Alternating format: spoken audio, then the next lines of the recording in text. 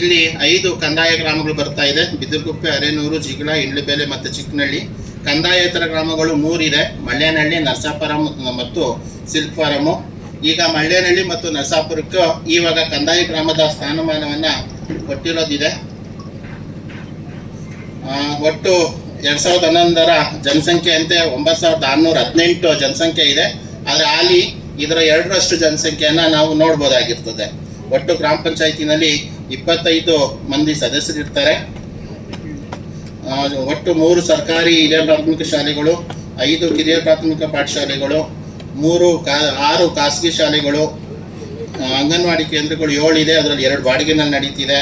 1 ANM quarters ಇದೆ. ಅಂಗನವಾಡಿ ಅಂಗಡಿಗಳು 3 ಇದೆ. ಸಹಕಾರ ಬ್ಯಾಂಕ್ 1, ವಾಣಿಜ್ಯ ಬ್ಯಾಂಕ್ 3, ಅಂಚೆ ಕಚೇರಿ ಇವೆಲ್ಲ ಇದೆ. ಒಟ್ಟು ಇದು ಗ್ರಾಮ ಪಂಚಾಯತಿನಲ್ಲಿರುವಂಥ ಮೂಲಭೂತ ಸೌಕರ್ಯಗಳಾಗ್ತಾ ಇದೆ. ಒಟ್ಟು 1685 ಬೀದಿ ದೀಪಗಳು ಈ ವರ್ಷ ನಮ್ಮಲ್ಲಿ ಇದೆ. ಒಟ್ಟು 2375 ಕುಟುಂಬಗಳು ಲೆಕ್ಕ ಸಿಗ್ತಾ ಇದೆ. ಅಂದರೆ ಇನ್ನೂ ಹೊಸದಾಗಿ ಬಂದಿರುವಂಥ ಗ್ರಾಮ ಪಂಚಾಯತಿ ವರ್ಗ 1ರ ನಿಧಿಯ ಪ್ರಕಾರ 1/4/2024ಕ್ಕೆ 1,13,88,514 ಆರಂಭಿಕ ಶುಲ್ಕ ಇತ್ತು. 24-25ನೇ ಸಾಲಿಗೆ ಒಟ್ಟು ಸ್ವಂತ ಸಂಪನ್ಮೂಲವನ್ನು ನಾವು ವಸೂಲಿ ಮಾಡಿರೋಂಥದ್ದು 2,24,59,142 ರೂಪಾಯಿ. ಬ್ಯಾಂಕಿಂದ ಬಂದಿರೋಂಥ ಬಡ್ಡಿ 1,05,026 ರೂಪಾಯಿ. ಒಟ್ಟು ಜಮಾ 2,43,34,282 ರೂಪಾಯಿ. ಈ 24-25ನೇ ಸಾಲಿನಲ್ಲಿ ಒಟ್ಟು 2,39,25,934 ರೂಪಾಯಿ ಖರ್ಚು ಮಾಡಿರೋಂಥದ್ದಿದೆ. ಅಂತಿಮ ಶುಲ್ಕ 4,08,348 ರೂಪಾಯಿ ಉಳಿದಿರುತ್ತೆ. ವರ್ಗ 1ರಲ್ಲಿ ಒಟ್ಟು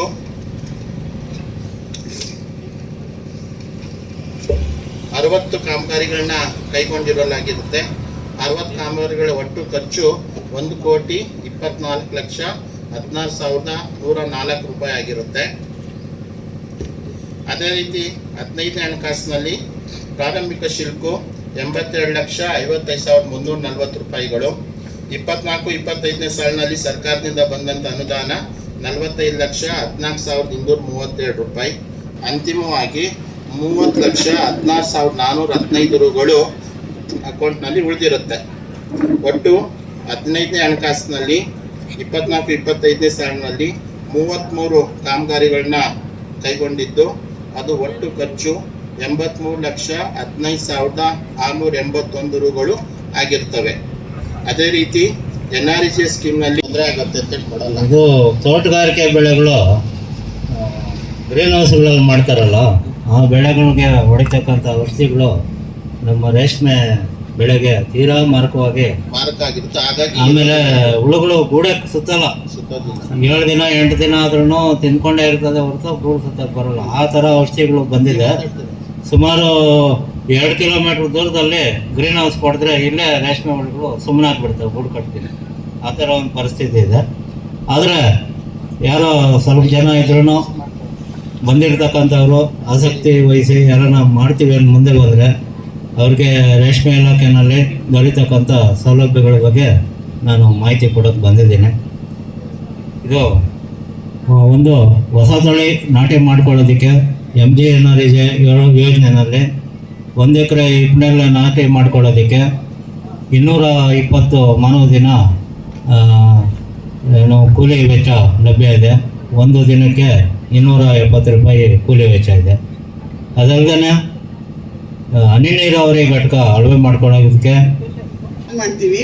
ಸೊ ಹಾಗಾಗಿ ಆ 2 ಕೇಂದ್ರಗಳಿಗೆ 1 ತಿಂಗಳು ಅಥವಾ 2 ತಿಂಗಳ ಮಟ್ಟಿಗೆ ನೀವು ಸಹಾಯಧನ ಅಂತೇಳಿ ಅಲ್ಲಿ ಯಾರನ್ನ ಸಹಾಯಕ್ಕಿನ ನೀವೇ ಆಯ್ಕೆ ಮಾಡಿ ಸರ್. ಯಾರು ಬಡವರಿದ್ದಾರೆ ಅವ್ರನ್ನ ಆಯ್ಕೆ ಮಾಡಿ 2 ತಿಂಗಳ ಮಟ್ಟಿಗೆ ಅವ್ರಿಗೆ ಸಹಾಯಧನ ಕೊಡಿ ಅಂತ ಕೇಳ್ಕೊತೀನಿ ಸರ್. ಮತ್ತೆ ಇಲ್ಲಿ ಪಂಚಾಯತಿ ವ್ಯಾಪ್ತಿಯಲ್ಲಿ 10 ಅಂಗನವಾಡಿ ಕೇಂದ್ರಗಳಿದ್ದಾವೆ. ಅದರಲ್ಲಿ 8 ಅಂಗನವಾಡಿ ಕೇಂದ್ರ ಸ್ವಂತ ಕಟ್ಟಡ ಇದೆ, ಇನ್ನು 2 ಬಾಡಿಗೆ ಕಟ್ಟಡದಲ್ಲಿ ನಡೀತಿದೆ. ಸಾಯಿ ಲೇಔಟ್ ಅಂಗನವಾಡಿಗೆ ಅಲ್ಲಿನ ಸದಸ್ಯರು ಹೆಚ್ಚಿನ ಗಮನ ಹರಿಸಿ 911 ಸರ್ವೆಗೇನೋ ಹಾಕಿದ್ದಾರೆ. ಸೊ ಮಾಡ್ಕೊಡ್ತೀವಿ ಅಂತ ಹೇಳಿದ್ದಾರೆ. ಅದೇ ರೀತಿ ಇಂದ್ರಬೆಲೆ ರಸ್ತೆಗೂ ಎಲ್ಲಿ ಆದ್ರೂ ಸರಿ ಸರ್, CA ಸೈಟ್ ಆದ್ರೂ ಸರಿ ಒಂದು ಒದಗಿಸಿ ಕೊಡಿ. ನಾವು ಇಲಾಖೆ ವತಿಯಿಂದ ಕಟ್ಟಡ ಕಟ್ಟಿ ಅದನ್ನ ಪೂರ್ಣ ಮಾಡ್ಕೊಡ್ತೀವಿ. ಆಗ ಬಿದಿರುಗುಪ್ಪೆ ಪಂಚಾಯಿತಿಯಲ್ಲಿ ಯಾವುದು ಅಂಗನವಾಡಿ ಬಾಡಿಗೆ ಕಟ್ಟಡದಲ್ಲಿ ನಡೆಯಲ್ಲ ಸರ್, ಅದು ನನ್ನ ಕಳಕಳಿಯ ಮನವಿ. ಮತ್ತೆ ಇನ್ನೊಂದು ವಿಷಯ ಅಂದ್ರೆ ಸರ್, ಈಗ ಮಲ್ಲೇನಹಳ್ಳಿ ಮತ್ತೆ ಸಿಲ್ಕ್ ಫಾರಂ ಕೇಂದ್ರ ಉದ್ಘಾಟನೆ ಮಾಡಬೇಕು. ಆದಷ್ಟು ಬೇಗ ಅದನ್ನ ಮಾಡಿ ನಮಗೆ ಹೊಸ ಕೇಂದ್ರಗಳನ್ನ ಇದು ಮಾಡಿ ಕೊಡಿ ಅಂತ ಕೇಳ್ಕೊತೀನಿ ಸರ್. ನಮ್ಮ ಇಲಾಖೆ ವತಿಯಿಂದ ಸಿಗುವಂತ ಸೌಲಭ್ಯಗಳು ಸರ್, ಎಲ್ಲ ಗ್ರಾಮಗಳಲ್ಲೂ ಅಂಗನವಾಡಿಗಳಿದಾವೆ. ಅಲ್ಲಿ ಗರ್ಭಿಣಿಯಿಂದ ಹಿಡಿದು 6 ವರ್ಷದ ಎಲ್ಲ ಮಕ್ಕಳಿಗೂ ನಮ್ಮ ಕೇಂದ್ರದಲ್ಲಿ ಸಿಗುವಂತ ಸರ್ಕಾರದ ಸೌಲಭ್ಯ ಎಲ್ಲ ಮಾಹಿತಿಗಳನ್ನು ಕಾರ್ಯಕರ್ತೆಯರು ಒದಗಿಸಿ ಕೊಡ್ತಾರೆ. ಅಲ್ಲಿ ಹೋಗಿ ನೀವು ದಾಖಲೆ ಮಾಡಿಸ್ಬೇಕು ಅಷ್ಟೇ. ಈಗ ಬಂದಿರೋದು ಹೊಸದು 18 ವರ್ಷ ತುಂಬಿದ ಭಾಗ್ಯಲಕ್ಷ್ಮಿ ಯೋಜನೆಯ ಫಲಾನುಭವಿಗಳಿಗೆ ಅವ್ರಿಗೆ ಬಾಂಡಲ್ಲಿ ಏನು ಅಮೌಂಟ್ ಇತ್ತು ಅದು ಅವರ ವೈಯಕ್ತಿಕ ಖಾತೆಗಳಿಗೆ ಜಮೆ ಆಗ್ತಿದೆ. ಆಲ್ಮೋಸ್ಟ್ ಆಲ್ ಯಾರ್ಯಾರು ಅರ್ಜಿ ಕೊಟ್ಟಿದ್ದೀರಾ ಅವ್ರೆಲ್ರಿಗೂ ಬಾಂಡಲ್ಲಿ ಏನು ಅಮೌಂಟ್ ಇದೆ ಅದಷ್ಟು ಬಂದಿದ್ಯಮ್ಮ. ಕೆಲವೊಂದು ಸಣ್ಣ ಪುಟ್ಟ ದೋಷ ಇರುವಂಥದ್ದು ಮಾತ್ರ ಬಂದಿಲ್ಲ ಅಷ್ಟೇ. ಅದೇ ಪಾಸ್ಬುಕ್ ಎಂಟ್ರಿ ಆಗ್ತಿಲ್ಲ, ಲ್ಯಾಪ್ಸ್ ಆಗಿದೆ, ಆ ಅಕೌಂಟ್ ಕೊಟ್ಬಿಟ್ಟಿದ್ದಾರೆ. ಅದೆಲ್ಲ ನೋಡಿ ದಯವಿಟ್ಟು ಕಾರ್ಯಕರ್ತೆಯರ ಹತ್ರ ಹೋಗಿ ಅವ್ರಿಗೆ ಏನು ಸೌಲಭ್ಯ ಸಿಗುತ್ತೋ ಅದನ್ನ ತಗೊಳ್ಳಿ. ಇನ್ನೊಂದು PMMY ಯೋಜನೆ ಅಂತ ಕಾರ್ಯಕರ್ತೆಯರಿಗೆ ದಾಖಲಾತಿ ಇಲ್ಲ ಅಂದ್ರೆ ಸುಮಾರು ಜನ ನನಗೆ ಫೋನು ಮಾಡಿದ್ದಾರೆ, ಆ ಮೇಡಮ್ ಸರಿಯಾಗಿ ರೆಸ್ಪಾಂಡ್ ಮಾಡಿಲ್ಲ, ನಮಗೆ ದುಡ್ಡು ಬಂದಿಲ್ಲ ಅಂತ. ನಾವು ಕೇಳುವಂತ ಮಾಹಿತಿ ಆಧಾರ್ ಕಾರ್ಡ್ ಇರ್ಬೋದು, ರೇಷನ್ ಕಾರ್ಡ್ ಇರ್ಬೋದು, ಅದೆಲ್ಲ BPL ರೇಷನ್ ಕಾರ್ಡ್ ಇದ್ರೆ ಮಾತ್ರ ಮಾಡ್ಸಕ್ಕಾಗೋದು. ಮತ್ತೆ ಮುಖ್ಯವಾಗಿ ಆರೋಗ್ಯ ಇಲಾಖೆಯಲ್ಲಿ ನಾವು ತಾಯಿ ಮತ್ತು ಮಕ್ಕಳ ಕಾರ್ಯಕ್ರಮವನ್ನು ಹಮ್ಮಿಕೊಂಡಿದ್ದೀವಿ.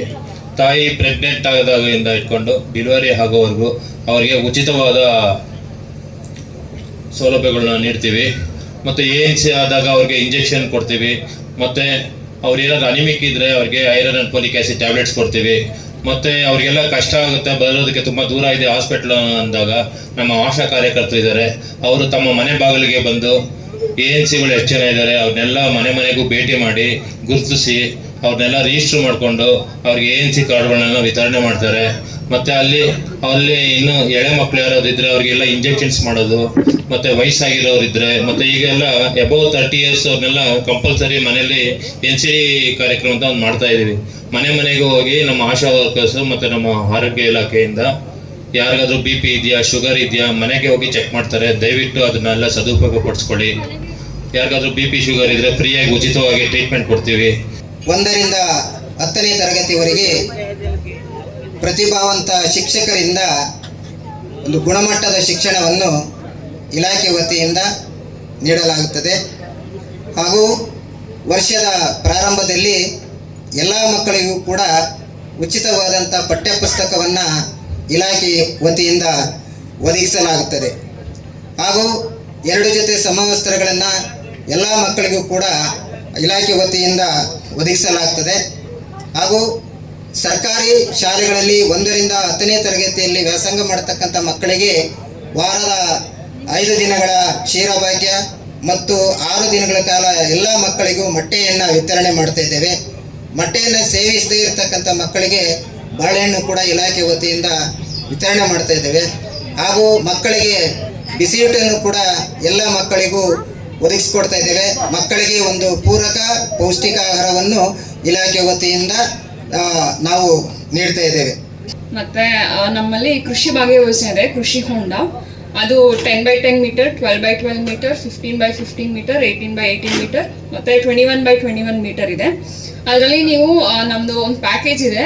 ಕೃಷಿ ಹೊಂಡ ಮಾಡಿಸ್ಕೊಂಡ್ರು ಅವರೆಲ್ಲರೂ ಕ್ಷೇತ್ರ ಬದು ಮಾಡಿಸ್ಕೋಬೇಕು. ಮತ್ತು ನೀರು ಹಿಂಗದಂತೆ ಪಾಲಿಥೀನ್ ಹೊದಿಕೆ ಕೊಡ್ತೀವಿ, ಅದನ್ನು ತೊಗೊಳ್ಬೇಕು. ಮತ್ತು ಫೆನ್ಸಿಂಗ್ ಮಾಡಿಸ್ಕೋಬೇಕು. ಲೈಕ್ ಯಾರಿಗೂ ಏನು ತೊಂದರೆ ಆಗಬಾರ್ದು ಅನ್ನೋ ರೀತಿಯಲ್ಲಿ ಫೆನ್ಸಿಂಗ್ ಮಾಡಿಸ್ಕೊಳಕ್ಕೆ ಹೇಳ್ತಿದ್ದೀವಿ. ಮತ್ತು ಡೀಸೆಲ್ ಪಂಪ್ ಸೆಟ್ ಕೊಡ್ತೀವಿ.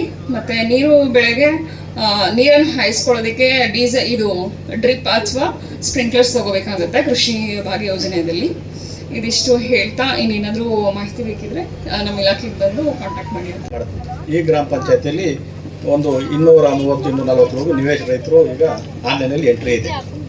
ಇದಕ್ಕೆ ಸಂಬಂಧಪಟ್ಟಂಗೆ ಸರ್ಕಾರಿ ಜಾಗಗಳು ಏನು ಗ್ರಾಮ ಪಂಚಾಯತಿ ವ್ಯಾಪ್ತಿಯಲ್ಲಿ ಸರ್ಕಾರಿ ಜಾಗ, ಗೋಮಾಳ ಅಥವಾ ಬೇರೆ ಬೇರೆ ರೀತಿ ಸರ್ಕಾರಿ ಜಾಗ ಏನಿರ್ತದೆ ಅದನ್ನು ಗ್ರಾಮ ಪಂಚಾಯತಿ ಅಥವಾ ಜಿಲ್ಲಾಧಿಕಾರಿಗಳು ಅಥವಾ ಯಾವ ವಿವಿಧ ಸಂಘಟನೆಗಳಿರ್ಬೋದು ಅಥವಾ ಫಲಾನುಭವಿಗಳಿರ್ಬೋದು, ಗ್ರಾಮ ಪಂಚಾಯತಿ ಯಾರಾದರೂ ಮನವಿ ಮೇರೆಗೆ ಜಿಲ್ಲಾಧಿಕಾರಿಗಳು ಜಮೀನು ನಿಗದಿಪಡಿಸ್ಕೊಟ್ರೆ ಆ ನಿಗದಿಪಡಿಸಿರುವಂಥ ಜಮೀನಿನಲ್ಲಿ ನಾವು ಹಕ್ಕುಪತ್ರ ಕೊಡೋದಕ್ಕೆ ಒಂದು ಅವಕಾಶ ಇದೆ. ಹಾಗೆ ಅದು ಯಾವ ರೀತಿ ನಡೆಯುತ್ತೆ ಅಂದರೆ ಮೊದಲಿಗೆ ಜಿಲ್ಲಾಧಿಕಾರಿಗಳು ಜಾಗನ ಗುರುತು ಮಾಡಿ ಕೊಡಬೇಕು. ಜಾಗ ಗುರುತು ಮಾಡಿಕೊಟ್ಮೇಲೆ ಅದು ಗ್ರಾಮ ಪಂಚಾಯತಿಗೆ ಬರುತ್ತೆ. ಗ್ರಾಮ ಪಂಚಾಯತಿಯಿಂದ ಒಂದು ಈ ಪ್ಲ್ಯಾನು ಲೇಔಟ್ ಪ್ಲ್ಯಾನ್ ಮಾಡಬೇಕು. ಆ ಲೇಔಟ್ ಪ್ಲ್ಯಾನ್ಗೆ ನಮಗೆ ತಾಲೂಕ್ ಪಂಚಾಯತಿಗೆ ಕಳಿಸ್ತಾರೆ. ತಾಲೂಕ್ ಪಂಚಾಯತಿಯಿಂದ ನಾವು ಏನು ಸಹಾಯಕ ಕಾರ್ಯಪಾಲಕ ಅಭಿಯಂತರ AWE ಮೂಲಕ ಒಂದು ಪ್ಲ್ಯಾನ್ ಪಡ್ಕೊತೇವೆ. ಆ ಪ್ಲ್ಯಾನ್ ಆದಮೇಲೆ ಆ ಪ್ಲ್ಯಾನ್ಗೆ ಎಷ್ಟು ಸೈಟ್ಸ್ ಆಗಿದೆ, ಆ ಸೈಟ್ಸ್ಗೆ ಇಷ್ಟು ಫಲಾನುಭವಿಗಳನ್ನ ಆಯ್ಕೆ ಮಾಡೋದಕ್ಕೆ ಬಾರ್ 1ರಲ್ಲಿ ಏನು ಸಾಹೇಬರು 1.5 ಎಕರೆ ಆಗೈತೆ ಅಂತ ಹೇಳಿದ್ರು. ಅದಕ್ಕೆ ಈಗಾಗಲೇ KIT ಇಂಜೆಕ್ಷನ್ ಆರ್ಡರ್ ಇದೆ, ರಥಸ್ಕೋಪ ಇದೆ. ಇವರೇನೋ ಇದ್ರ ಮುಂದುವರಿಸ್ತಾರೆ, ತಾವು ಕೋರ್ಟ್ಗೆ ಕಂಟೆಂಟ್ ಆಗುತ್ತೆ. ದಯವಿಟ್ಟು ಯಾವುದೇ ಥರದ್ದು ಏನು ಮಾಡಬಾರ್ದು ಅಂತ ನಿಮ್ಗೆಲ್ಲ ನೋಟಿಸ್ ಕೊಟ್ಟಿದ್ದೀವಿ. ಜಿಲ್ಲಾಧಿಕಾರಿಗೆ ಕೊಟ್ಟಿದ್ದೀವಿ, DC ಕೊಟ್ಟಿದ್ದೀವಿ, ಜಿಲ್ಲಾಧಿಕಾರಿಗಳಿಗೆ, ತಾಲೂಕು ದಂಡಾಧಿಕಾರಿಗಳಿಗೆ, EOಗೆ COಗೆ ಎಲ್ಲರಿಗೂ ಕೊಟ್ಟಿದ್ದೀವಿ. ದಯವಿಟ್ಟು ಇದನ್ನ ಯಾವುದೂ ಏನು ಮುಂದುವರಿಸಬಾರ್ದು ಅಂತ ಕೇಳ್ಕೊಳ್ತಿದ್ದೀವಿ. ಸ್ಟೇ ಇದೆ, ದಯವಿಟ್ಟು ಇದನ್ನ ಮನಸ್ಸಲ್ಲಿ ಇಟ್ಕೊಬೇಕು ಅಂತ ಕೇಳ್ಕೊಳ್ತಾ ಇದ್ದೀನಿ. ಧನ್ಯವಾದಗಳು. ಈಗೇನು AP ವಿಶ್ವನಾಥ್ ದೇವಸ್ಥಾನ ಪಾಪಣ್ಣ ಇವರು KITಗೆ ಹೋಗಿರೋ ಸಂಬಂಧಪಟ್ಟಂಗೆ ದಾಖಲೆಗಳನ್ನ ಕೊಟ್ಟಿದ್ದಾರೆ. ಈಗಾಗಲೇ ಇದು ಜಿಲ್ಲಾ ಪಂಚಾಯತಿನೆಲ್ಲ ರಿಕ್ವೆಸ್ಟ್ ಕೊಟ್ಟಿದ್ದಾರೆ. ಈ ರಿಕ್ವೆಸ್ಟ್ನ ಮೇಲಧಿಕಾರಿಗಳ ಗಮನಕ್ಕೆ ತಂದು ಇವರು ಸಾಧಕ ಬಾಧಕಗಳು ಚರ್ಚಿಸಿ DC ಅವರು ಆದೇಶ ಮಾಡಿದ್ದಾರೆ. ಅಲ್ಲ ಯಾವ ಆದೇಶ ಮಾಡಿದ್ದಾರೆ ಅದಕ್ಕೆ? ಹೌದೌದು, ಅದು ಬಂದಿದೆ ತಾಲೂಕ್ ಪಂಚಾಯತಿಯಲ್ಲಿ ಇದೆ. ತಾಲೂಕ್ ಪಂಚಾಯತಿ ಬಂದ ಮೇಲೆ ನಾವು ಹದ್ದುಬಸ್ತಿಗೆ ಸ್ಪೆಷಲ್ ತಹಸೀಲ್ದಾರ್ ಇದು ಮಾಡಿದ್ದಾರೆ, ಆದೇಶ ಆಗಿದೆ. ಆದೇಶದಂತೆ RTCಯಲ್ಲೂ ಬದಲಾವಣೆ ಆಗಿದೆ. ಆಶ್ರಯಕ್ಕೆ ಅಂತ 1 ಎಕರೆ 20 ಗುಂಟೆ ಅದನ್ನ ಈಗ ಲೇಔಟ್ ಪ್ಲಾನ್ ಹಂತದಲ್ಲಿದೆ. ಆ ಲೇಔಟ್ ಪ್ಲಾನ್ ಆದ ನಂತರ ಅಲ್ಲ ಸರ್, ಪ್ರೋಸೆಸ್ ಅದಲ್ಲ, ಆರ್ಡರ್ ಆಗಬೇಕು, ಆರ್ಡ್ರಿಂದ ಪಂಚಾಯತಿಗೆ ಬರಬೇಕು, ಪಂಚಾಯತಿಲಿ ಕೂತ್ಕೊಬೇಕು, ಪಂಚಾಯತಿಲೆಲ್ಲ ಸದಸ್ಯರೆಲ್ಲ ಕೂತ್ಕೊಂಡು ಮೀಟಿಂಗ್ ಮಾಡಿ ಆಮೇಲೆ ಅದಕ್ಕೆ ನೀವು ಅದನ್ನ ಖಂಡಿತ ಹೇಳಬೇಕು. ಏನು ಇಲ್ದಿರ ನೀವು ಏಕದಮ್ ನೀವು ಯಾರು ಏನೋ ಹೇಳ್ತಾರೆ ಅಂತ ನೀವೆಲ್ಲ ಖಂಡಿತವಾಗ್ಲೂ ತಾವು ಹೇಳಿದ್ದು ಸತ್ಯ. ಈಗ ನಾವು ಏನೇ ಇರಲಿ ಅಲ್ಲಿಂದ ಇಲ್ಲಿಗೆ ಗ್ರಾಮ ಪಂಚಾಯತಿ ಕಳಿಸ್ಕೊಡ್ತೀವಿ. ಈಗ ಏನೇನು ಬಂದಿದೆ ಲೆಟರ್ಸು, ಈಗ ಇವರು ಕೊಟ್ಟಿದ್ದಾರೆ, ರಿಕ್ವೆಸ್ಟ್ ಕೊಟ್ಟಿದ್ದಾರೆ. ಈಗ ಗ್ರಾಮ ಪಂಚಾಯತಿ ನಿರ್ಣಯನೇ ಅಂತಿಮ, ಯಾವುದೋ ತಾಲೂಕ್ ಪಂಚಾಯತಿ ಯಾರು ಮಾಡೋಕ್ಕಾಗಲ್ಲ. ಅದು ಏನು ಬಂದಿದೆ ಅಲ್ಲಿ ನೀವೆಲ್ಲ ಗ್ರಾಮ ಪಂಚಾಯತಿ ಕಳಿಸ್ಕೊಡ್ತೀವಿ. ಗ್ರಾಮ ಪಂಚಾಯತಿಯಲ್ಲಿ ಏನು ತೀರ್ಮಾನ ತಗೋತಾರೆ ಆ ತೀರ್ಮಾನದಂತೆ ಕ್ರಮ ವಹಿಸ್ತೀವಿ. ಕೇಳಿಸಿ ಸೈಟ್ ಆಗಿದೆ, ಹಂಗಾಗಿದೆ, ಹೀಗಾಗಿದೆ ತಲೆ ಹೇಳ್ತಾ ಇದ್ದಾರೆ ಸರ್. ದಯವಿಟ್ಟು ಅದಕ್ಕೆ ಪೊಲೀಸ್ ಕಂಪ್ಲೇಂಟ್ ಕೊಟ್ಟಿದ್ದೀನಿ. ಪ್ರತಿಯೊಬ್ಬರಿಗೂ ನಾನು ಅರ್ಜಿ ಕೊಟ್ಟಿದ್ದೀನಿ ಸರ್. ದಯವಿಟ್ಟು ಅದ್ರ ಬಗ್ಗೆ ಗಮನ ಹರಿಸ್ಬೇಕು. ಖಂಡಿತ ದಯವಿಟ್ಟು ಗಮನ ಹರಿಸ್ಬೇಕು ಸರ್. ಸರ್ಕಾರದ್ದು ಸರ್ ಅದು ಲ್ಯಾಂಡ್ ಹೆಚ್ಚಿನ ವಿಚಾರವಾಗಿ ನನಗೇನು ಅಷ್ಟೊಂದು ಗೊತ್ತಿರೋದು, ನಿಮ್ಗೆ ವಾಸ್ತವಾಂಶ ಹೇಳಿದ್ದೀನಿ ಏನು ನಮ್ಗೆ ಇದು ಬಂದಿದೆ ಅಂತ. ಇದು ಸಂಬಂಧಪಟ್ಟಂಗೆ ಇದು ಏನು ಈಗ ಹೇಳ್ತಾ ಇದ್ದೀರಾ ಇದನ್ನ ಮೇಲಧಿಕಾರಿಗಳ ಗಮನಕ್ಕೆ ತಂದು ಅದು ಜನಗಳು ಮನಸ್ಸು ಕೇಳಿಸ್ತಾರೆ ಸರ್. ಅದು ಏನೇ ಆಗಲಿ ಪರಿಶೀಲನೆ ಮಾಡಿ, ಸರ್ಕಾರ ಪರಿಶೀಲನೆ ಮಾಡಿ ಪಂಚಾಯತಿ ನಡ್ಕಳಿಸಿ. ಪಂಚಾಯತಿಯಲ್ಲಿ ನಾವು ತೀರ್ಮಾನ ತಗೋತೇವೆ. ಪಂಚಾಯತ್ ತೀರ್ಮಾನ ತಗೊಂಡು ಯಾರು ಬರೋದಿದೆ ಅವ್ರನ್ನ ಕೂಡ ವ್ಯವಸ್ಥೆ ಮಾಡೋಣ.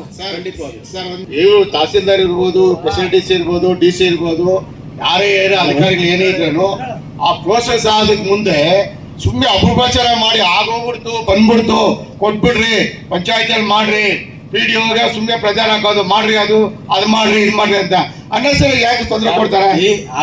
ಈಗ ತಾವು ಅಧಿಕಾರಿಗಳು ಏನ್ ಬೇಕೋ ಮಾಡ್ಬೋದು. ಇದರಲ್ಲಿ ಮೂರನವ್ರಿಗೆ ಸಂಬಂಧ ಇಲ್ಲ. ಸಂಬಂಧ ಇಲ್ದ್ರೆ ಯಾಕಿದೆ ಎಲ್ಲ PDO ಪ್ರಚಾರ ಹಾಕೋದು, ಆಗ್ಬಿಟ್ಟಿದೆ ಅನ್ನೋದು, ಅದು ಆಶಾಲ್ ಕಂಪ್ನಿನಲ್ಲಿ ಆಗಿದೆ ಅನ್ನೋದು, ಜನಗಳು ಸುಮ್ಮನೆ ಅಪ್ರಚಾರ ಮಾಡೋದು, ಆಶ್ವಾಸನೆಗಳು ಕೊಡೋದು, ಇದೆಲ್ಲ ಏನಿದು ಸರ್? ಈಗ ನಮ್ಮ ತಾಲೂಕ್ ಪಂಚಾಯತಿಗಾಗಲಿ ಈಗ 25 ಜನ ಸದಸ್ಯರಿದ್ದಾರೆ, ಮೀಟಿಂಗ್ ಬರೆದಿದೆ, ಮೀಟಿಂಗ್ ಅಲ್ಲಿ ಇದು ಮಾಡ್ತಾರೆ, ಸಾರ್ವಜನಿಕರು ಅರ್ಜಿ ಕೊಡ್ತಾರೆ. ಅದ್ರಲ್ಲಿ ಯಾರು ಕಡಬರೋರು ಯಾರಿದಾರೋ, ಸೂರ್ಯ ಇಲ್ದವ್ರು ಯಾರಿದಾರೋ ಅವ್ರಿಗೆ ಅನ್ವಯಿಸ್ತಿದೆ, ಅವ್ರು ಕೊಡ್ತಾರೆ. ಮೂರನೇವ್ರಿಗೆ ಯಾಕೆ ಸರ್ ಅನ್ನಸರಿಗೆ ಸರ್ಕಾರ ಅಧಿಕಾರಿಗಳಿಗೂ ಡಿಮ್ಯಾಂಡ್ ಇಕ್ಕೋದು, ಪ್ರೆಜರ್ ಹಾಕೋದು, ಆಮೇಲೆ ಸಾರ್ವಜನಿಕರಿಗೆ ಅನ್ಯಾಯವಾಗಿ ನಿಮ್ಗೆ ಕೊಡಿಸ್ಬಿಡ್ತೀನಿ, ಕೊಡಿಸ್ಬಿಡ್ತೀನಿ ಇದೆಲ್ಲ ಹೇಳೋದು ಇದೆಲ್ಲ ಲಾಯಕ್ಕಿಲ್ಲ ಸರ್. ಈ ಯೋಜನೆಯಲ್ಲಿ ಅಧಿಕಾರಿಗಳ ಪಾತ್ರ ಏನು ಇದೆ? ತಮ್ಮ ಗ್ರಾಮ ಪಂಚಾಯತಿಲಿ ಅನುಮೋದನೆ ಆದ ನಂತರನೇ ಆ ಪಟ್ಟಿಗೆ ಚಾಲನೆ ಸಿಗುವಂತ. ಈಗ ಅದು ಮುಂದೆ ಅಂತ ಇದೆಯಲ್ವಲ್ಲ, ಅರ್ಧ ಇದೆ ಅಂತ ಹೇಳ್ತಾರಲ್ಲ, ಬಂದು ಅವ್ರು ಸರ್ವೆ ಮಾಡ್ಬೇಕಾದ್ರೆ ನಮ್ಗೆ ನೋಟಿಸ್ ಕೊಡ್ಬೇಕು ತಾನೆ? ಹೌದು, ಯಾಕೆ ಕೊಟ್ಟಿಲ್ಲ? ಯಾರು ಕರೆದಿದ್ದಾರೆ? ಇವರು ಆಟ ಕಿಡಿಗೇಡಿಗಳು ಮಾಡ್ತಾರೆ ಕೆಲಸಗಳಿಗೆ ತರ ಸರ್. ಆಯ್ತು, ತಮ್ಮ ಮನವಿ ಕೊಟ್ಟಿದ್ದೀರಾ, ಮೇಲಧಿಕಾರಿಗಳು ಕಳಿಸ್ಕೊಡ್ತೇವೆ. ಈಗೇನಿದೆ ಅತಿಕ್ರಮ ನಮ್ಮ ಜಮೀನಿಗೆ ಬೇರೆ ನೋಟಿಸ್ ಕೊಡ್ತಾರೆ, ಬಂದ್ರೆ ಅತಿಕ್ರಮ ಮಾಡ್ತಾರೆ ಸರ್. ಅದು ಅದಕ್ಕೆ ಕರೆದ್ರು ಏನು ರಿಕ್ವೆಸ್ಟ್ ಬಂದಿದೆ ಇದು ಮೇಲಧಿಕಾರಿಗಳು ಕೊಡ್ತೀವಿ, ಮೇಲಧಿಕಾರಿಗಳು ತೀರ್ಮಾನ ಪಡ್ಕೊಂಡು ಮುಂದಿನ ಕ್ರಮ ಗ್ರಾಮ ಪಂಚಾಯತ್ ತಿಳಿಸ್ತಾರೆ. ಎನ್ಕ್ವೈರಿ ಮಾಡ್ಬೋದಂತ ನೀನೇ ಕೇಳ್ಬೋದಾಯ್ತಲ್ಲ.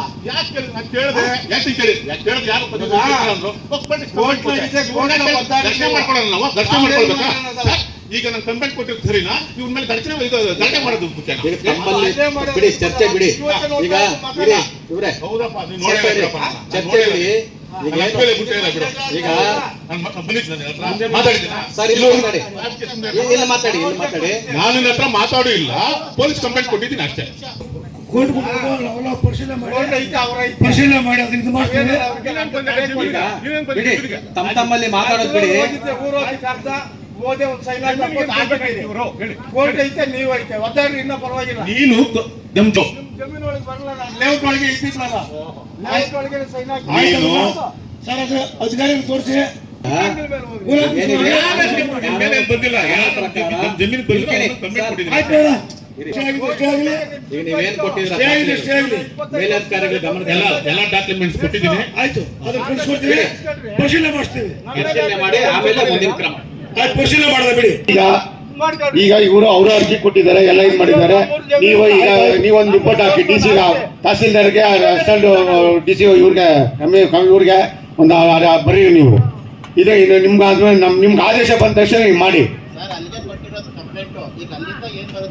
ಏನಿದೆ ನೀವು ಅಧ್ಯಕ್ಷ ಇದ್ದಾರೆ, ಸದಸ್ಯ ಇದ್ದಾರೆ, ಅದು ಕುತ್ಕೊಂಡು ಏನ್ ಬೇಕೋ ಮಾಡ್ರಿ. 300 ಮಾತು ಕೇಳೋಂತ ಅವಶ್ಯಕತೆ ನಿಮ್ಗಿಲ್ಲ.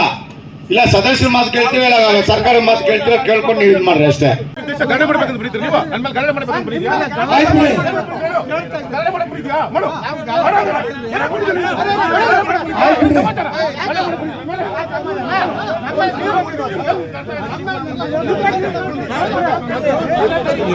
ಸರ್ಕಾರಿ ಜಾಗ ಅದು. ಆಯ್ತು, ತೀರ್ಮಾನ ಆಗ್ಲಿ. ಸರ್ ಅದು ಸರ್ಕಾರಿ ಜಮೀನು, ಹಿಡುವಳಿ ಜಮೀನು. ಕಂದಾಯ ಅಧಿಕಾರಿಗಳು ಹೇಳ್ತಾರೆ, ಕಂದಾಯ ಅಧಿಕಾರಿಗಳು ಹೇಳ್ತಾರೆ ಅವ್ರ ಜಮೀನ ಕೊಡಕ್ ಹೇಳಿ ನಿಮ್ಗೆ, ಅವ್ರನ್ನ ತಗೊಳ್ಳಿ. ಯಾರು ನಿಮ್ಗೆ ಕಳಿಸ್ತಾರಲ್ಲ, ಅಳತೆ ಮಾಡಕ್ ಕಳಿಸ್ತಾರಲ್ಲ, ಅವ್ರದ್ದು ಇದೆ ಜಮೀನು, ಅವ್ರ ಹತ್ರ ತಗೊಳಕ್ ಹೇಳಿ. ಅವ್ರದ್ದು ಇದೆ 1.5 ಎಕರೆ, ಅವ್ರ ಹತ್ರ ತಗೊಳ್ಳಿ. ಯಾಕಂದ್ರೆ ಅವರು ಊರ್ನು ಪ್ರಮುಖರೇನೋ, ಅವ್ರ ಹತ್ರ ತಗೊಳ್ಳಿ. ಎಲ್ಲ ನಿಮ್ ಬಡವರಿಗೆಲ್ಲ ಸಹಾಯ ಮಾಡ್ತಾವ್ರೆ. ನಿಮ್ ಅವ್ರ ಸಹಾಯ ತಗೊಳ್ಳಿ, ಬೇಡ ಅಂತ ನಾವು ಹೇಳಿಲ್ಲ. ನಮ್ ಬಡವ್ರ ಮೇಲೆ ಯಾಕೆ ಬರ್ತಾ ಇದ್ರೆ ನೀವು? ಅದನ್ನ ನಾನು ಕೇಳ್ತಾ ಇರೋದು ನಿಮ್ಮನ್ನ. ಕೋರ್ಟ್ ಅಲ್ಲಿ ಏನ್ ಡಿಸಿಷನ್ ಆಗುತ್ತೋ, ಆಶ್ರಯಕ್ಕಾದ್ರೆ ಆಶ್ರಯ ಕಮಿಟಿ ನಿಮ್ದಾಗುತ್ತೆ. ಆದ್ರೆ ಪಂಚಾಯತಿ ಕಮಿಟಿ ಇದೆ, ಇರೋದ್ರಿಂದ ನಾವು ಕಂಟೆಂಟ್ ಮಾಡ್ಕೊಳ್ಳೋದು ಬೇಡ. ಆ ವಿಚಾರದಲ್ಲಿ ನಾವ್ಯಾರು ಮಾತಾಡೋದು ಬೇಡ. ಆಮೇಲೆ ನೀವು ಒಂದ್ ಹೇಳಿದ್ರಿ 7,000 ಅಂತ, 0 ಇಂದ 7,000 ತನಕನ ಅಲ್ಲ ಸರ್, ಪ್ರತಿ ತಿಂಗಳು ನಾವು ಪ್ರತಿ ತಿಂಗಳು 7,000 ಲೀಟರ್ ಅಂತ ಹೇಳಿದ್ರಲ್ವಾ? ಅದು ಎಷ್ಟು ಸಾವಿರ ಲೀಟರ್ ಇಂದ ಎಷ್ಟು ಸಾವಿರ? 0 to 7 0 ಇಂದ. ಈಗ ಯಾವ್ದೋ ಒಂದು ಖಾಲಿ ಸೈಟ್ಗೋ ಇಲ್ಲ ಒಂದು ಖಾಲಿ ಮನೆ ಇರ್ತಾರೆ, ಮನೆ ಖಾಲಿ ಇರುತ್ತೆ, ಮೀಟರ್ ಹಾಕ್ತಾರೆ.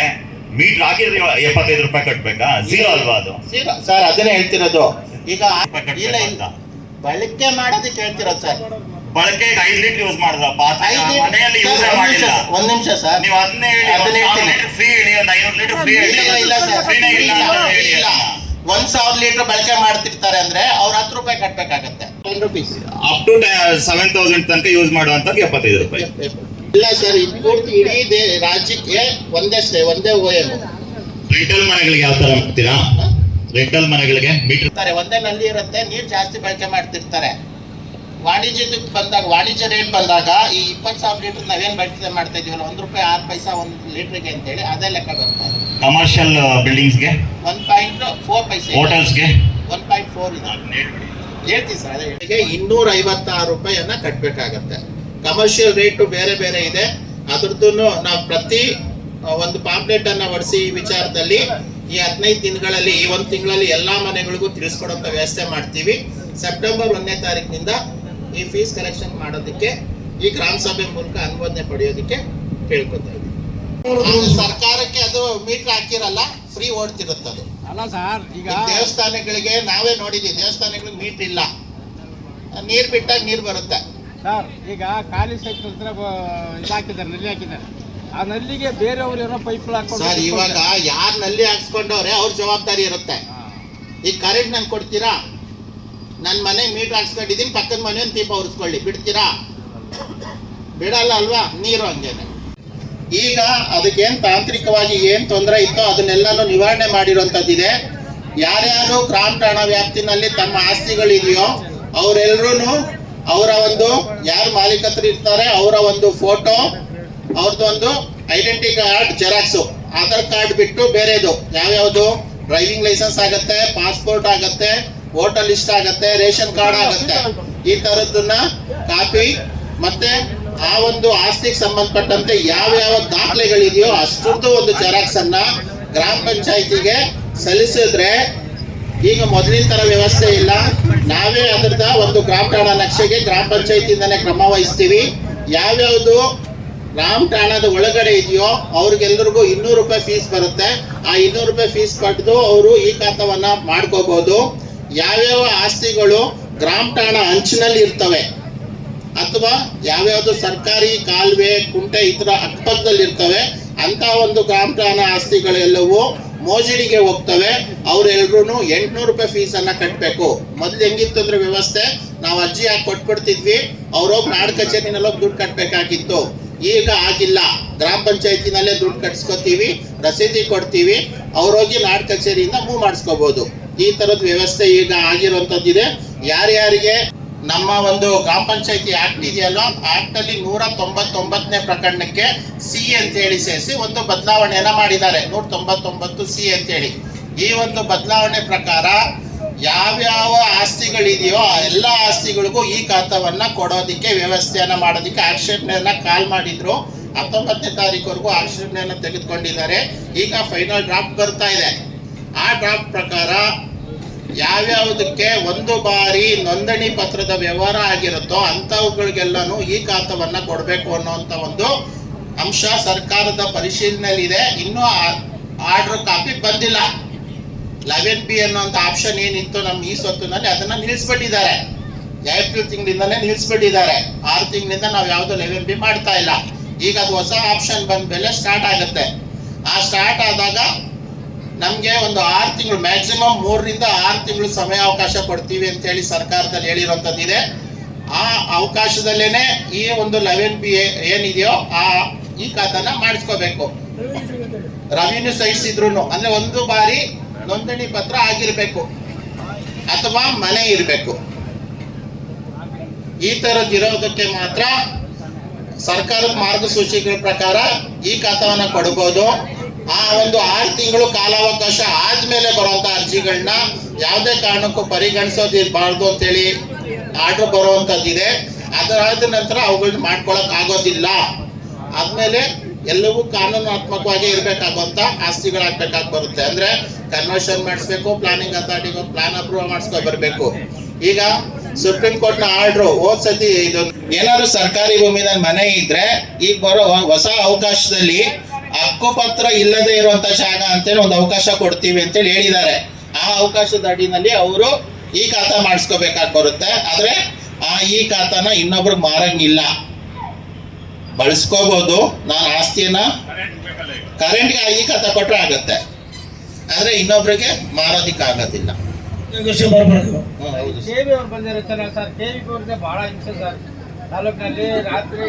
ನಮಸ್ಕಾರ. ಹಾಗೂ ಈ ವೇದಿಕೆ ಮುಂಭಾಗದಲ್ಲಿ ಕೂತಿರುವಂತ ನನ್ನ ಅಣ್ಣ ತಮ್ಮಂದಿರಿಗೂ ನಮಸ್ಕಾರ. ಆದ್ರೆ ಈ ವೇದಿಕೆಯಲ್ಲಿ ಕೇಳ್ಕೊಳ್ಳೋದೇನಂದ್ರೆ, ಎಲ್ಲ ಡಿಪಾರ್ಟ್ಮೆಂಟ್ನವರು ಬಂದಿದ್ರು, ಮಾತಾಡಿದ್ರು, ಆದ್ರೆ KEB ಅವರು ಬಂದಿಲ್ಲ. KEB ಅವ್ರದೇ ದೊಡ್ಡ ಪ್ರಾಬ್ಲಮ್ ಇದೆ. ರಾತ್ರಿ 12 ಗಂಟೆಗೆ ಕರೆಂಟ್ ಕೊಡ್ತಾರೆ, 5 ಗಂಟೆಗೆ ಕಟ್ ಮಾಡ್ತಾರೆ. ರಾತ್ರಿ 12 ಗಂಟೆಯಲ್ಲಿ ಕಾಡಿನಲ್ಲಿರೋ ತೋಟದಲ್ಲಿ ಹೋಗಿ ಹೆಂಗೆ ನೀರು ಬೀಳೋಕ್ಕಾಗುತ್ತೆ? ನೀರು ಹಾರ್ಸೋಕ್ಕಾಗುತ್ತಾ? ಯೋಚನೆ ಮಾಡ್ರಿ. ಇದನ್ನ ತಾವು ಪಂಚಾಯತ್ ಅವರು ಗಮನಕ್ಕೆ ತಂದು ಅವ್ರಿಗೆ KEB ಅವ್ರಿಗೆ ಏನು ಇದು ಮಾಡಬೇಕು ಅದು ಮಾಡಿಬಿಟ್ಟು ಹಗಲಿನಲ್ಲಿ ಬೆಳಿಗ್ಗೆ 7 ಗಂಟೆಯಿಂದ ಸಾಯಂಕಾಲ 4 ಗಂಟೆವರೆಗೂ ಕೊಡ್ಲಿ ಸಾಕು. ರೈತರಿಗೆ ಪಂಪ್ ಸೆಟ್ ರೈತರಿಗೆ ಕರೆಂಟ್ ಬಿಡು, ಏನೋ ಇರುತ್ತೆ ಬರುತ್ತೆ ಹೋಗುತ್ತೆ, ಅದು ಪರವಾಗಿಲ್ಲ. ರೈತರು ಬಹಳ ಹಿಂಸೆ. ನಾನು ರಾತ್ರಿ 1 ಗಂಟೆ ಹೋಗಿ ಮಲ್ಲಿಗೆ ನೀರು ಬಿಟ್ಟಿದ್ದೀನಿ. ಇನ್ನು ಸುಮ್ಮನೆ ಈ ತರ ಇದೆ ತೊಂದ್ರೆ. ಅಕಸ್ಮಾತ್ ರಾತ್ರಿ ಹೊತ್ತು ಆ ಕತ್ತಲ್ಲಿ ಅವೋ ಇದೋ ಏನೋ ಚೇಳೋ ಕರೆದ್ರೆ ಏನಾಗುತ್ತೆ ಮನುಷ್ಯನಿಗೆ, ಅದನ್ನ KEB ಮಂದಟ್ಟು ಮಾಡಿ ಸಾಕು. ಆಮೇಲೆ ನಾನು ಅರೇನೂರು, ನನ್ನ ಹೆಸರು ಮುನಿಯಪ್ಪ ಅಂತೇಳಿ, ನಾನು ವಿಧಾನಸೌಧದಲ್ಲಿ ರಿಟೈರ್ಡ್ ಆಗಿರೋನು. ಈಗ ಆಲ್ರೆಡಿ ನಾನು 2-3 ವರ್ಷದಿಂದ ನಮ್ಮ ತುಳಸಿನಾಥ್ ಅವರು ಬಂದವರಿಂದ ನಾನು ನೋಡಿದ್ದೀನಿ. ನಮ್ಮೂರಿಗೆ ನಾನು ಸರ್ಕಾರಿ ಜಾಗಗಳಲ್ಲಿ ಉಳಿಸೋದಕ್ಕೆ ಇದು ಮಾಡೋದಕ್ಕೆ ನಾನು ಅರ್ಜಿ ಕೊಟ್ಟಾಗ ಪಾಪ ಭಾಳ ಸಹಕಾರ ಕೊಟ್ಟು ಅಧ್ಯಕ್ಷರಾಗಲಿ, ಉಪಾಧ್ಯಕ್ಷರಾಗಲಿ, ಸ್ಟಾಫ್ ನಮ್ಮ ಮೆಂಬರ್ಗಳಾಗಲಿ, ಆಮೇಲೆ ನಮ್ಮ ಐನೂರಾಗಲಿ ಎಲ್ಲ ಸಹಕಾರ ಕೊಟ್ಟು ನನಗೆ ಸರ್ವೆ ಮಾಡಿಸಿ ನನ್ನ ಜಾಗನ ಉಳಿಸ್ಕೊಟ್ಟಿದ್ದಾರೆ, ನಮ್ಮೂರು ಉಳಿಸ್ಕೊಟ್ಟಿದ್ದಾರೆ. ನಾವು ಉಳಿಸ್ಕೊಟ್ಟಿದ್ರಿಂದ ಈಗ ಆ ಜಾಗನ ಉಳಿಸಿ ಇದು ಮಾಡಿದ್ರೆ ಬಿಟ್ಟರೆ ತಿರುಗಿ ಮತ್ತೆ ಅವ್ರು ಇದು ಮಾಡಿಕೊಡ್ತಾರೆ. ಅದನ್ನ ದಯವಿಟ್ಟು ತಾವು ಪಂಚಾಯತಿ ಮುಖಾಂತರ ಒಂದು ಕಾಂಪೌಂಡ್ ನಿರ್ಮಿಸಿಕೊಡ್ಬೇಕಂತ ಒಂದು ಅರ್ಜಿ ಕೊಡ್ತಾ ಇದ್ದೀವಿ. ತಾವು ಸ್ವೀಕರಿಸಬೇಕಾಗಿ ಆಯ್ತು. ಈ ಅರ್ಜಿಯನ್ನ ಸಾಮಾನ್ಯ ಸಭೆಯಲ್ಲಿ ಇಟ್ಟು ಅದನ್ನ ಇದು ಮಾಡ್ಕೊಡ್ಬೇಕು. ದಯವಿಟ್ಟು ಮಾಡ್ಕೊಡ್ಬೇಕು. ಅದು ನನ್ನ ಮನೆ ಜಾಗ ನಾನು ಮಾಡ್ಕೊಡಿಲ್ಲ, ನನ್ನ ಮನೆ ಜಾಗ ನಾನು ಮಾಡ್ಕೊಟ್ಟಿಲ್ಲ. ಊರ ಅನುಕೂಲಕ್ಕೆ ನಾನು ಮಾಡಿದ್ದೀನಿ. ಆಲ್ರೆಡಿ 1 ಎಕರೆ ಜಾಗ ಬರುತ್ತೆ. ಅದೆಲ್ಲ ನಾನು ಒಂದು ಬಸ್ ಸ್ಟಾಪ್, ಒಂದು ಹಾಸ್ಪಿಟ್ಲು, ಒಂದು ಸಮುದಾಯ ಭವನ ಮಾಡ್ಬೇಕಂತ ತೀರ್ಮಾನ ಮಾಡಿದ್ದೀನಿ. ನಾನು ಶಾಸಕರ ಹತ್ರ ಎಲ್ಲ ಮಾತಾಡಿದ್ದೀನಿ. ಎಲ್ಲ ಅನುಕೂಲ ಆದಾಗ ನಾನು ಮಾಡ್ಕೊಡ್ತೀನಿ ಅಂತ ಹೇಳಿ ಹಿಂದೆ ಒಂದ್ಸಲಿ ರೆಸಲ್ಯೂಷನ್ಸ್ ಆಗಿದೆ. ಅದೇ ತರ ಅದನ್ನ ಇದು ಮಾಡ್ತೀನಿ. ಬಿದಿರುಗುಪ್ಪೆ ನಾನು ಪೊಲೀಸ್ ಡಿಪಾರ್ಟ್ಮೆಂಟ್ ಅಲ್ಲಿ ಒಂದು ಮನವಿ ಮಾಡ್ತಾ ಇದ್ದೀನಿ. ಇತ್ತೀಚೆಗೆ ತೋಟಗಳಲ್ಲಿ ಕಳ್ತನ ತುಂಬಾ ಆಗ್ತಾ ಇದೆ. ಯಾರು ತಗೋತಾರ ಅಂತ ಗೊತ್ತಿಲ್ಲ. ನಮ್ದೇ ತೋಟದಲ್ಲಿ ಮೊನ್ನೆ 400 ಮೀಟ್ರು ಕೇಬಲ್ ತೆಗೆದುಕೊಂಡು ಹೋಗಿದ್ದಾರೆ. ಅದ್ರ ವ್ಯಾಲ್ಯೂ 1 ಲಕ್ಷ ರೂಪಾಯಿ ಆಗುತ್ತೆ. ರೈತರು ಬೆಳೆಗಳಲ್ಲಿ ಏನೂ ಆಗ್ತಾ ಇಲ್ಲ. ಈಗ ರೈತರಿಗೆ ಈ ತರ ತೊಂದರೆಗಳು ಕೊಟ್ರೆ ಬಹಳ ಅನಾನುಕೂಲವಾಗ್ತದೆ. ದಯವಿಟ್ಟು ಇನ್ಸ್ಪೆಕ್ಟರ್ ಸಾಹೇಬ್ರಿಗೆ ಹೇಳಿ ನಮ್ಮ ತೋಟಗಳ ಕಡೆ ಒಂದು ವಿಸಿಟ್ ಬರಬೇಕಾಗಿ ಪೊಲೀಸ್ ಇಲಾಖೆಯಲ್ಲಿ ನಾನು ಕಳಕಳಿ ಮನವಿ ಮಾಡ್ಕೊತಾ ಇದ್ದೀನಿ. ಇಲಾಖಾ ಅಧಿಕಾರಿಗಳಿಗೂ ಹಾಗೂ ಆಶಾ ಕಾರ್ಯಕರ್ತರು, ಅಂಗನವಾಡಿ ಕಾರ್ಯಕರ್ತರು ಮತ್ತು ಆರೋಗ್ಯ ಇಲಾಖೆಯಿಂದ ಎಲ್ಲರಿಗೂ ನನ್ನ ನಮಸ್ಕಾರಗಳು. ಈ ದಿನ ನಮ್ಮ ಗ್ರಾಮ ಸಭೆ ಉದ್ದೇಶವೇನೆಂದ್ರೆ ಸರ್ಕಾರದಿಂದ ಬಂದಿರುವಂತಹ ಯೋಜನೆಗಳನ್ನು ಜನರಿಗೆ ತಿಳಿಸೋ ಬಗ್ಗೆ ಗ್ರಾಮ ಸಭೆ ನಡೆಸ್ತಾ ಇದ್ವಿ. ಈಗ ಇದರಿಂದ ಯೋಜನೆಗಳನ್ನ ಬಳಸ್ಕೊಂಡು ಅನುಕೂಲ ಮಾಡ್ಕೊಬೇಕು. ಮತ್ತೆ ಇದನ್ನ ನೀವು ಸಾರ್ವಜನಿಕರು ಕೊಟ್ಟಿರ್ತಕ್ಕಂತಹ ಅರ್ಜಿಗಳನ್ನು ನಾವು ಕೂಲಂಕುಷವಾಗಿ ಪರಿಶೀಲಿಸಿ ಅವರಿಗೆ ಕಾರ್ಯ ಕೈಗೊಳ್ಳುವಂತೆ ಪ್ರಯತ್ನ ಮಾಡ್ತೀವಿ ಮಾಡೋದಕ್ಕೆ. ಈ ಮಾತನ್ನ ಹೇಳಿ ನಾನು ಧನ್ಯವಾದ ತಿಳಿಸ್ತಾ ಇದ್ದೀನಿ.